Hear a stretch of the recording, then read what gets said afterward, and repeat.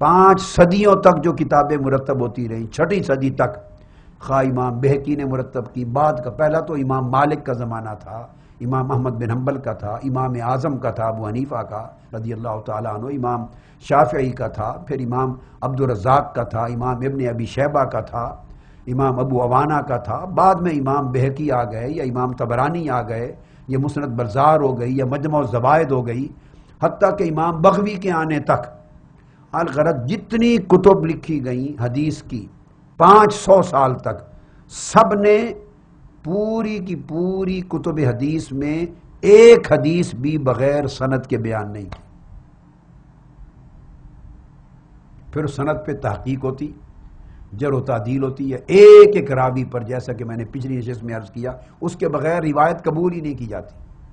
اب اہل سنت کا تو ایک معیار ہے، پیمانہ ہے، ہر بات کے ساتھ ایک سند ہے، اور پھر ایک سند نہیں ہے، پھر اس کے مدارج ہیں۔ وہ تو حدیث کو پرکھنے کے لیے پھر دیکھتے ہیں کہ کیا یہ متواتر ہے اپنی روایت میں، کیا یہ مشہور ہے، کیا عزیز ہے، کیا خبر واحد ہے اور غریب ہے، روات کتنے ہیں، راوی کتنی تعداد میں روایت کرنے والے ہیں ہر زمانہ میں۔ پھر صحت کے پیمانے پر ہر ایک روایت کو پرکھا جاتا ہے کہ کیا یہ حدیث صحیح ہے یا حسن ہے یا ضعیف ہے۔ اگر ضعیف ہے تو 16 اقسام ہے ضعیف کی جو متداول ہے، ویسے تو بہت زیادہ بھی بیان کی گئی، تو کس درجے میں آتی ہے، ضعف کا سبب کون سا ہے۔ اگر صحیح ہے تو صحیح لذات ہی ہے، یہ صحیح لغیر ہی ہے، حسن ہے تو حسن لذات ہی ہے، یہ حسن لغیر ہی ہے، ضعیف ہے تو اس کے ساتھ کوئی شواہد ہیں، متابعات ہیں، نہیں ہیں۔ اس قدر تفصیلات پر مبنی فن ہے، اور ایک ایک روایت کو قبول کرنے میں اتنی احتیاطیں ہیں کہ تاریخ انسانیت میں دنیا کا کوئی علم و فن احتیاط میں علم حدیث کے اہل سنت کے وضع کردہ فن کا مقابلہ نہیں کر سکتا، ائمہ حدیث کا۔ مگر دوسری طرف جب نہج البلاغہ کو دیکھتے ہیں جس میں خطبہ شکشکیہ اس کا حصہ ہے، تو شکشکیہ تو ایک چیپٹر ہے، ایک خطبہ ہے۔ میں تو پوری کتاب کی بات کر رہا ہوں کہ ایک کتاب 350 سال بعد مرتب کی گئی، 5ویں صدی شروع ہو گئی تھی ان کے مؤلف اور جامع کی ڈیتھ پر، اور مولا علی شیر خدا کے خطبات اور آپ کے ارشادات اور آپ کے خطوط کے نام پر یہ جمع کی گئی۔ اتنی ضخیم کتاب، سینکڑوں خطبات اور آپ کے بیانات اس میں درج ہیں اور خطوط، اور کسی ایک کی سرے سے سند نہیں ہے، اور کسی نے کبھی پرواہ ہی نہیں کی، سب کچھ مانتا آ رہا ہے کہ یہ مولا علی شیر خدا کے خطبات ہیں۔ اہل سنت تو میں خود حوالے اس کے دیتا ہوں، اس لیے کہ جب شیعہ حضرات کی اپنی معتمد ترین کتاب ہے اور وہ ایمان رکھتے ہیں اس بات پر کہ مولا علی شیر خدا کے خطبات ہیں، بغیر سند کے، بغیر حجت کے، بغیر دلیل کے، یہ ان کا اپنا معاملہ ہے، یہ ان کا معاملہ ہے۔ مگر جب ان کے اوپر اعتقاد ہے کہ یہ بلا شک و شبہ ان کی کتاب ہے، تو اس میں جو تعریف صحابہ کرام خلفائے راشدین کے حق میں ملے گی تو اہل سنت یا میں یا کوئی اور وہ تو حجت کے طور پہ پیش کرے گا کہ اگر یہ کتاب انہی کی ہے تو اس کے اندر مولا علی شیر خدا کے یہ ارشادات ہیں، اس کو مانیے۔ یہ وہ ریفرنسز ہیں جو میں پچھلی آپ سمجھیں گھنٹوں، کوئی 45 گھنٹوں پر مشتمل نشستوں میں 1.5 مہینے سے دیتا چلا رہا ہوں، اکثر و بیشتر میں نے حوالہ جات دیے ہیں، ریپیٹ نہیں کرنا چاہتا۔ مگر جب کوئی چیز آ جائے گی خلفائے راشدین کے خلاف جو عین شیعہ عقیدہ کے مطابق ہے، جو اس میں تبرہ آئے گا، ان کے خلاف سب و شتم آئے گا یا ظلم کی داستان آ جائے گی، تو وہاں تو ہم سند طلب کریں گے۔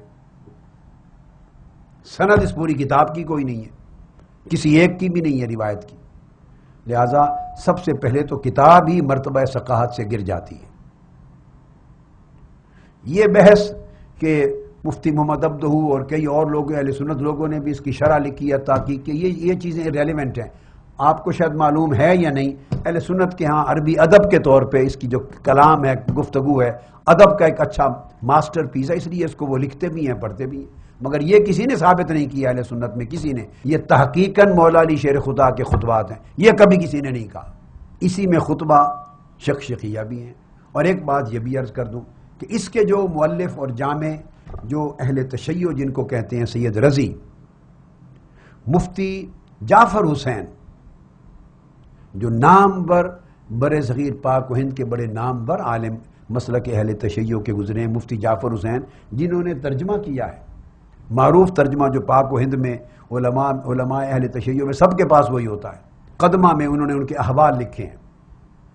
سید رضی کے، جامع نہج البلاغہ کے مرتب کے۔ اب ان کی اپنی پوزیشن کو دیکھ لیجئے، میں صرف ایک واقعہ بیان کرتا ہوں کہ اس کے بعد ہم نہج البلاغہ کے کسی خطبے کو کس طرح حجت مانیں گے، جس کے مؤلف کا عالم یہ ہے، یہ مفتی جعفر حسین صاحب نے خود لکھا ہے، جس کا جی چاہے اٹھا کر ابتدائی صفحات میں پڑھ لیجئے۔ میں آپ کو بتا رہا ہوں، ہر ایک شیعہ عالم کے پاس ہوتا ہے، ہر ان کے مرکز اور امام بارگاہ میں ہوتا ہے، اٹھا کے پڑھ لیجئے جس کا جی چاہے۔ اس کا جو پہلا دیباچہ مقدمہ سید رضی کے حالات میں مفتی جعفر حسین صاحب نے لکھا ہے کہ سید رضی اتنے ذہین تھے، اتنے قابل تھے، بچپن سے اتنے لائق، اور اللہ نے ان کو ایسی صلاحیت اور علمی قابلیت ذہانت دی تھی۔ سن لیجئے واقعہ کہ غالباً 9-10 سال یا 11 سال کی عمر کا واقعہ بیان کیا انہوں نے، 9 سال تھی عمر یا 11 سال۔ اپنے کسی استاذ کا ذکر کیا، نحو پڑھتے تھے، صرف و نحو پڑھتے ہوئے انہوں نے ایک دن پوچھا حضرت عمر کا نام لے کے، عمر اس کے اعرابی علامت کیا ہے؟ ایک عربی کا جملہ بولا اور کہا کہ عمر کی اعرابی علامت کیا ہے؟ تو مفتی جعفر حسین صاحب نے کوٹ کیا واقعہ، صاحب ذرا شیعہ کتب میں ہے، وہاں سے لیا ہوگا۔ انہوں نے کہا کہ 9 سال 10 سال کی عمر میں جٹ بولے سید رضی صاحب کہ بغض علی۔ انہوں نے پوچھا اعرابی علامت کیا ہے؟ تو چونکہ بچے تھے تو اعرابی کی بات سمجھ میں نہ آئی، لفظ علامت سن لیا، انہوں نے سمجھا کہ عمر فاروق، حضرت عمر کی علامت کیا ہے، پہچان، کہنے لگے بغض علی۔ تو جو شخص اس 9-10 سال کی عمر میں سیدنا فاروق اعظم کے بارے میں یہ عقیدہ رکھتا ہے اور اس کا ذہن بچپن میں اس طرح بھرا ہوا ہے کہ ان کا نام سن کر کہ ان کی علامت کیا ہے وہ کہتا ہے بغض علی، اتنا کوٹ کر بھرا ہوا ہے 9 سال کی عمر میں، آپ ان سے کیا توقع کرتے ہیں کہ وہ جوان ہو کر یا بڑے ہو کر جب جمع کریں گے، مرتب کریں گے، تو وہ کتنے غیر جانبدار اور سیکھا اور عادل ہو کر مرتب کریں گے خطبہ امام مولا علی شیر خدا کے؟ کیا توقع کرتے ہیں جن کے بچپن سے عقیدہ یہ ہے بغض علی بھرا ہوا ہے خلفائے راشدین کے ذہن میں، فاروق اعظم میں، تو وہ بغض علی ہی ثابت کرنے کے لیے چیزیں بیان کریں گے نا۔ یہ میں نے ایک اجمالی تعارفی سی گفتگو کر لی۔ اب خطبہ شکشکیہ کے بارے میں آ جائیے۔ شیعہ خطبہ شکشکیہ کو میں سب سے پہلے شرح نہج البلاغہ کے حوالے سے ایک بڑی اہم بات کہنا چاہتا ہوں۔ نہج البلاغہ کی میں نے چونکہ کئی بار آپ کو ذکر کیا کہ بہت بڑی نامور شرح علامہ ابن میثم البحرانی کی ہے، جیسے ایک شرح ابن حدید کی ہے،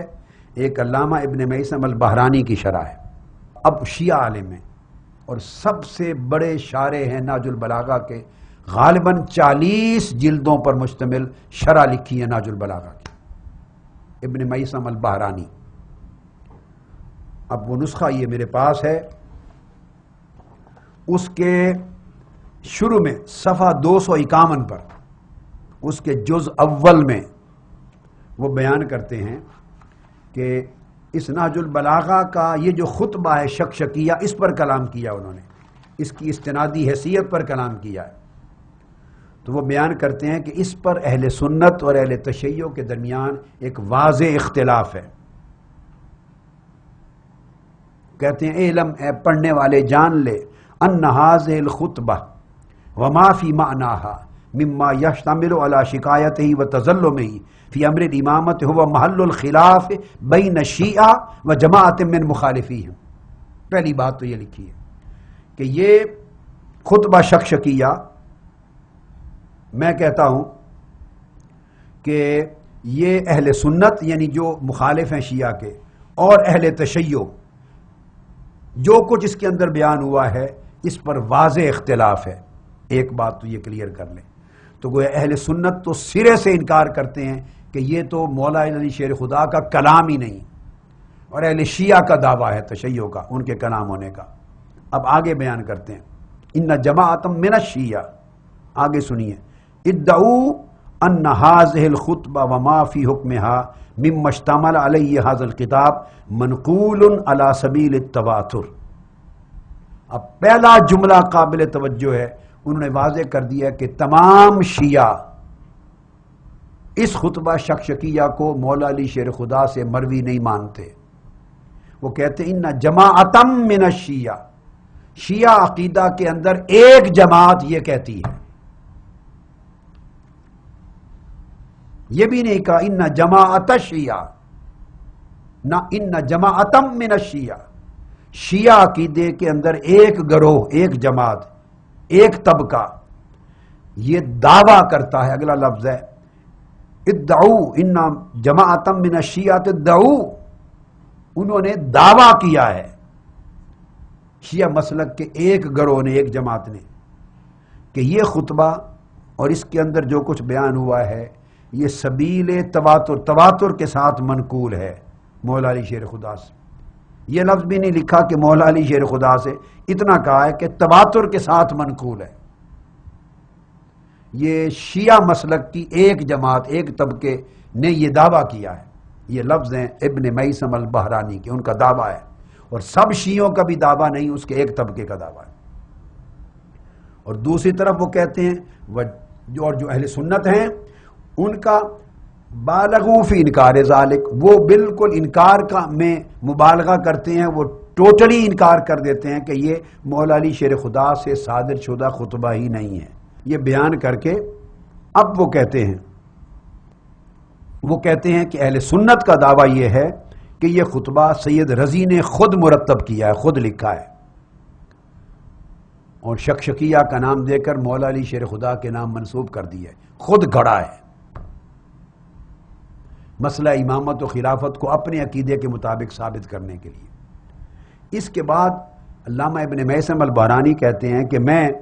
اس عہد کا تجدید کرتا ہوں کہ میں جو حق سمجھوں گا ایمانداری کے ساتھ وہ بیان کرتا ہوں اس کے بارے میں. اب وہ یہ کہتے ہیں جو حق سمجھوں گا ایمانداری کے ساتھ اس کو بیان کرتا ہوں. اور وہ بیان کرتے ہیں فَأَقُولُ، اب ان کا اگلا جملہ توجہ طلب ہے، فَأَقُولُ، پس پوری تحقیق کے بعد اور دیانتداری سے میں یہ کہتا ہوں ان کل واحد من الفریقین المذکورین خارج عن العدل. اب وہ شیعہ عالم کہتا ہے، ہمارے اوپر حجت نہیں ہے، یہ بات ذہن میں رکھ لیں. علامہ ابن میثم البحرانی اہل سنت کے لیے حجت نہیں ہے، حجت شیعہ کے لیے، شیعہ مسلک کے لیے، ان کے عالم ہیں. مگر شیعہ عالم اور محقق ابن میثم کہتے ہیں کہ دونوں فریق یعنی اہل سنت اور شیعہ دونوں نے عدل سے یعنی راہ عدل سے ہٹ گئے ہیں. دونوں اہل سنت کو تو راہ عدل سے ہٹنا انہوں نے کہنا ہی تھا، انہوں نے شیعہ کا یہ عقیدہ کہ یہ تواتراً منقول ہے اس کو بھی کہا کہ یہ عدل کی بات نہیں ہے، انصاف سے دور چلے گئے شیعہ بھی. اور وہ بیان کرتے ہیں اما المدعون لتواتر هذه الالفاظ من الشیعہ، سن لیجئے، پس شیعہ عقیدہ کے لوگوں میں سے جو لوگ یہ دعویٰ کرتے ہیں کہ خطبہ شکشکیہ تواتر کے ساتھ منقول ہے، لفظ سنیے، کہتے ہیں کہ اہل تشیع شیعہ میں سے جو لوگ یہ دعویٰ کرتے ہیں، ایک ایک لفظ پہ غور کریں، جو لوگ یہ دعویٰ کرتے ہیں کہ خطبہ شکشکیہ تواتر کے ساتھ منقول ہے، وہ کہتے ہیں فَإِنَّهُمْ فِي طَرَفِ الْإِفْرَاطِ، انہوں نے مبالغہ کیا، افراط کی طرف چلے گئے ہیں، حد سے بڑھ گئے ہیں. تو انہوں نے شیعہ عالم نے شارح نہج البلاغہ نے یہ فیصلہ سنا دیا کہ شیعہ لوگوں میں سے جو خطبہ شکشکیہ کے بارے میں یہ دعویٰ کرتے ہیں کہ یہ متواتراً منقول ہے، کہتے ہیں وہ فَإِنَّهُمْ فِي طَرَفِ الْإِفْرَاطِ، انہوں نے افراط کیا، زیادتی کی ہے یہ کہہ کر. وَأَمَّا الْمُنْكِرُونَ لِوُقُوعِهَا أَصْلًا فَهُمْ فِي طَرَفِ التَّفْرِيطِ، اور جو اصلاً اس کے لفظ کے ہی انکار کرتے ہیں بالکل کلیتاً، تو ابن میثم کا شیعہ عالم کا کہنا ہے کہ وہ تفرید کی طرف گئے.